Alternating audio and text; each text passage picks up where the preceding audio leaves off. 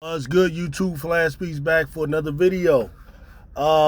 Jason Whitlock, the former Fox analyst, if you want to consider him that. I never considered him much of an analyst. I seen him as more of just a character.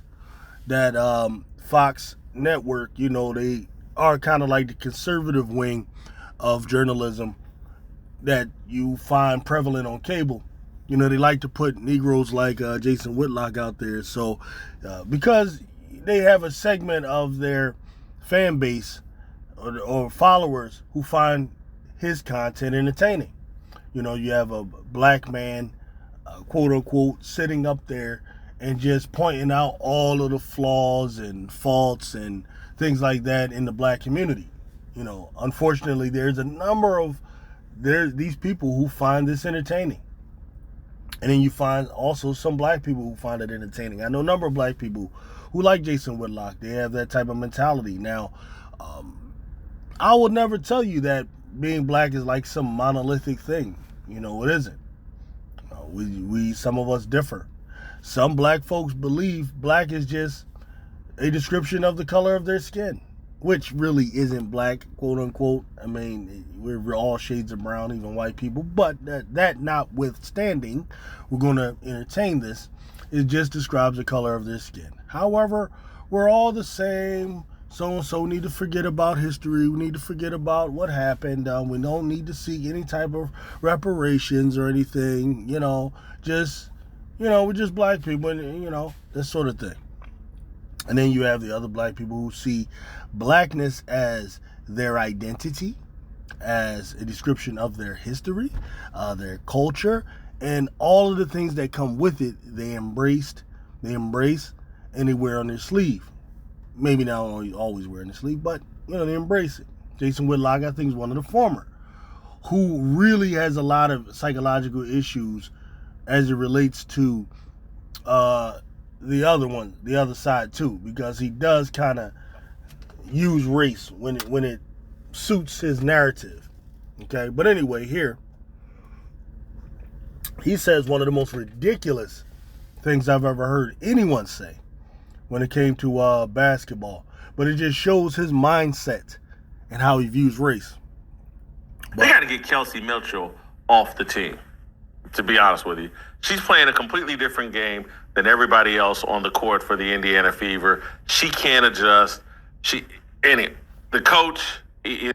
All right, so this is a common theme I'm hearing from a lot of Caitlin Clark fans.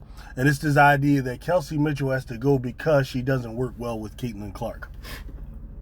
And what I'm trying... I disagree with it just flat out. But what I'm trying to find out is, what I'm trying to understand is, what is the vision that these people have for the type of team that will help Caitlin Clark thrive? All right, so the first question is it about Caitlin Clark thriving, whatever that means? Meaning she's putting up 40 points, 20 assists, grabbing her little 6 rebounds, whatever. Is it just so that she's doing that? Or is it what's best to put together a winning team? That's question number one. If it is the first thing, do whatever it takes to make Caitlin Clark look great, then you know what? I agree. It's best for Kelsey Mitchell to go somewhere else. Because your first concern is not winning, but Caitlin Clark looking great. I feel it's best for her to get away from that shit. Aaliyah Boston, get away from that. Go somewhere else where it's more of a team-oriented type of situation. Okay? Now, what vision do they have for this type of team? Is it Caitlin Clark, and then with a bunch of players who do what? They serve as cutters for her. They serve as what? Screen setters for her. And they serve as stand catch and shooters for her. Do you really believe that would be the blueprint that's best for the team? Will they really win with that? Just think about it. What teams you have to beat? You have to beat the Connecticut Sun, a team with defensive players, bigs who can run, who can pass, who can shoot, and who share the ball. If you look at the Indiana Sun, for example, Nobody averages over 15. You got one averaging 15 and 14 and another averaging 13 and 12. All of the starters like that. If you look at the Las Vegas Aces, which I think should be the blueprint, you have 5 star players as starters and some great ones coming off of the bench. You have one dominant big, and then you have a dominant 2 guard, a dominant point guard, dominant 3. Like, do you think a team with Caitlin Clark and a bunch of cutters and standing shooters and rebounders who are there just to serve her purpose, play her system, is going to beat the Aces? I already know the answer. Hell no. Now, you got to ask yourself if you believe that that's the blueprint. Because this leads to what I'm going to say. I believe you need a player like Kelsey Mitchell to play alongside Caitlin Clark. She's exactly what she needs. Exactly what she needs. Why? Because the more responsibility you put on Caitlin Clark, the more difficult it's going to be for her to be that player that y'all want to see. Which is, I think a winner. So to be a winner, put it that way. Now, she could be a statistician and be the greatest stat collector ever. If you want her just sitting there making passes and deciding everything and being the center of everything. But I believe if you want a winner, you have Leah Boston, a dominant big, who can get you a double-double every night and who can give you strong interior defense to go along with a player like Kelsey Mitchell who can get her own. I know some of y'all may not have really played organized ball, and I can tell fat ass Whitlock never really did. Not in any real significant way. Because sometimes, coaches ain't always X's and O with the chalkboard. All right, this for every situation. Sometimes the coach is real rap. Like and you can ask any NBA player. Phil Jackson sometimes will tell Shaq, "Look here, big man, I need 30 from you." Sometimes you go over to Kobe. "Look here, I need 25 from you." Sometimes it'd be real simple stuff like that. It ain't always about you need to make sure you're available for Clark to make the pass and make sure you're no. So Kelsey Mitchell might be told, we need 20. We just need 20 from you on your own, just an efficient 20. They got to get Kelsey Mitchell. While Caitlin Clark is over here doing her thing or whatever. And you know how I know that works? You can look at LeBron James, for example. LeBron James, there's this misnomer about LeBron James, that he works better with just a bunch of shooters around him and he's doing his thing. That's not actually true. Now, that can work with LeBron James. That's more so the Cleveland LeBron James during the first run. It got him to the finals, but he couldn't win. LeBron James played best when he was hooked up with a player that could get his own, like Dwayne Wade, like Kyrie Irving. Why? Because LeBron, he's setting up those players that need him to set up and so on. But then he also can play off ball with a player like Dwayne Wade a little bit. But also there's times that, hey, you ain't got it. And you got that secondary player that can just have it, that can turn it on. Sometimes you need that other player to be the closer. Sometimes you need that other player to just go get their own points to take pressure off of you. So now the defense, you got to worry about that person. So now we're going to go back to Kelsey Mitchell. What do you think is harder to guard? You think it's harder to guard a team where Caitlin Clark is bringing up the ball and everybody else is just waiting for her, cutting for her, setting screens for her? Or do you think a team is harder to guard where now we scouting where, all right, damn, we got to deal with Clark pulling up for threes. We got to deal with her passing. Then we got to deal with this damn Mitchell over here who can just light us up. What do you think is harder to deal with? I guarantee you it's the second. It's not just about how, you can't just judge, you shouldn't be judging these players based on how well they play with Clark necessarily. You should be judging them based on what they can do for the damn team. Now, if you want to criticize Mitchell, yeah, she dropped a couple passes. Look, that happens to everybody. And she does leave much to be desired in defense. So I don't think they should have got rid of that Celeste. They should have, but, that's, I think, is valid. Off the team, to be honest with you. She's playing a completely different game than everybody else on the court for the Indiana Fever. She can't adjust. The coach. They needed all of them to hurt damn points during that winning streak, by the way. Is in over her head as well. a white woman. All right, now I don't agree with it. She's in over her head or whatever. I believe she's got the hardest job in the WNBA because of the damn fan base who don't know what the fuck they talking about when it comes to basketball, but they swear they know everything. They think they know more than her. They think they know the W more than her, though most of them just started watching, right? I think she did a great job in turning it around. They tried all that stuff y'all want in the beginning of the season. What happened when Caitlin Clark had the ball all the damn time? What'd y'all do? Complain about her being took 94 feet. Complain about her freaking being blitzed. That's what's going to happen if you center everything around one player, you numbnut Nimrods. Like y'all don't understand. You can't have it both ways. You can't have it both ways. You can't complain about her being blitzed and stuck 94 feet, and then at the same time complain when they take the ball and share responsibility with other players. Like, you can't complain about both because she's doing this to counter that. Then she had to turn around and do that to counter this. All right, but now let's listen. This is what I really want to get to. Look into the mind of this Jason Whitlock and what he's going to go at, what they need. Trying to coach Caitlin Clark in the WNBA with a predominantly black woman roster, that's a match made in hell. Why is that a match made in hell? Trying to coach Caitlin Clark with black teammates is a match made in hell. Why? You fucking fat coon. Why? Why? Why is coaching Caitlin Clark with predominantly black women around her a match made in hell? So if you're saying if she had just white players around her, everything would be okay. So because they're black players trying to coach it and she's white, that makes it difficult. It's a match made in hell. This dude is a straight up devil, bro. I think they got to have a black male coach.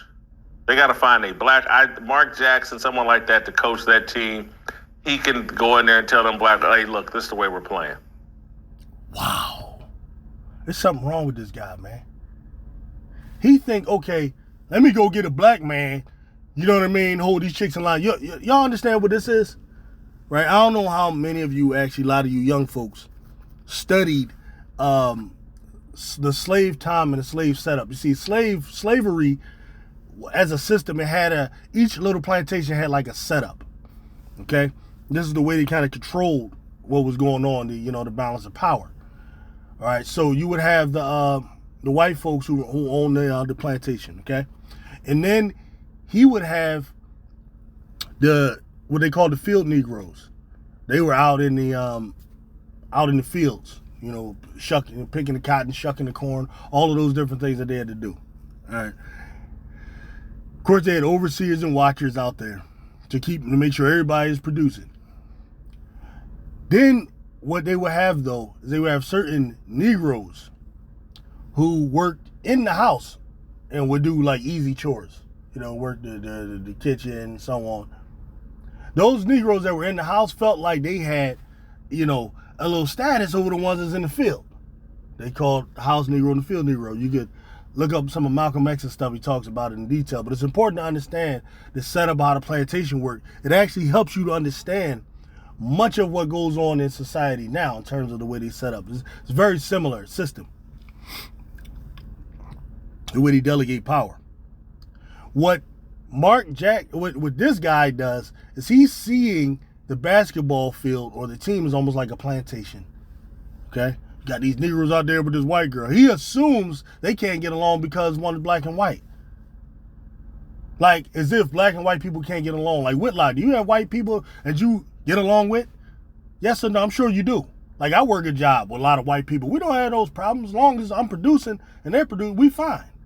Race and all of that shit don't even come up. It's not an assumption that, like, it's no different from if you work in a job with mostly black guys out there on a construction field, and the foreman is a white guy, and then you got this one, white guy that's on the team that's out there working with the black guys. The assumption that they're not getting along is some racist bullshit, and this is what he's on. He's on some racist bullshit with this. So he thinks he needs to bring in a black man who will act as, I don't know if you all seen Shango, but there was a character on there that Samuel L. Jackson played called Stephen. He wants to bring in a Stephen that serves the purpose of he thinks that's going to hold those black women in line. He thinks because it's a black man that's going to come in and want to be a dad. This is what we doing, bitches. I'm going to hold you bitches in line. Yo, this guy says anybody that listens to this guy and thinks that this guy is smart or what he says, especially a black person, I have no respect for you. Unsubscribe from me now if you're a Jason Whitlock freaking fan. I don't give a damn if while I'm done this that I see 100 less subscribers. I don't give a damn. Unsubscribe from me now. If you support this motherfucker and anything that he's on, this nigga is more dangerous. He's more dangerous than some of these white supremacist websites where they talking about the same subject. This dude is worse than, and he's worse than 20 of them. Look at this. The stupidest. We got Caitlin Clark here. This is what we got to do. Call me racist all you want. Call me sexist, whatever. But we're gonna call me an Uncle Tom. I don't care. We're gonna play through Caitlin Clark. We're gonna play a way that makes sense for her. We're gonna play a way that makes sense for her. What about what makes sense for the team? What about the fact you had a number 1 pick last year? What about the fact you got another player that can get you 19, 20 a night? Let me tell you something. With this type of mindset, you will never build a winner around Caitlin Clark. Never. Or the best you could do is get a bunch of players like she had around her at Iowa. A bunch of them. And never win. Because you got to beat the Aces, who are an all-star team. You got to beat Seattle, who got all-stars on their team. You got to beat Connecticut. You got to beat New York. All of these teams are powerhouse teams. And the W, one player and a bunch of subordinates does not work. You have to build a team. So the best thing, Kathy Sides knows exactly what she's doing. Share the fucking ball with the players that they have because they have players with talent. That's the way you're gonna win. And this is why I say Chicago is in a better situation than the Fever. I don't care if the Fever wins most of the time against them. Chicago is in a better situation because they foster a family type of atmosphere. When they lose a game, you don't hear all of this bullshit surrounding them. You don't hear fans of that team going out there saying, we need to get rid of the coach, we need to get rid of this, we need to get rid of that. They foster some type of patience, they foster some type of togetherness, and all of the elements that you need in order to create a winner. Like that situation with the Fever, because of the bullshit that surrounds it, the mindset of people like this devil right here is what's always going to keep it as a shit show. And I don't see it working. And then number 2, Mark Jackson, I don't think would accept that. Unless he just did. But even if he did, Mark Jackson will come to the same conclusion Kathy Sides came. In the W, you're not going to win doing everything around one player. You have to share the ball.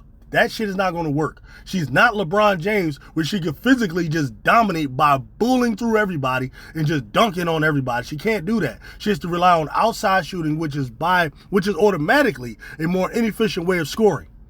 It's not going to work.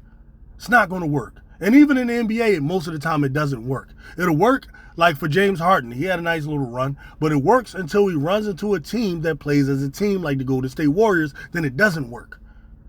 It works until you run into the Spurs and find out that it doesn't work. All right, so that's all I got to say about this dude, man. I'm sorry for snapping out or whatever, but I am dead serious. People that support that dude, get away from me, man. Peace out.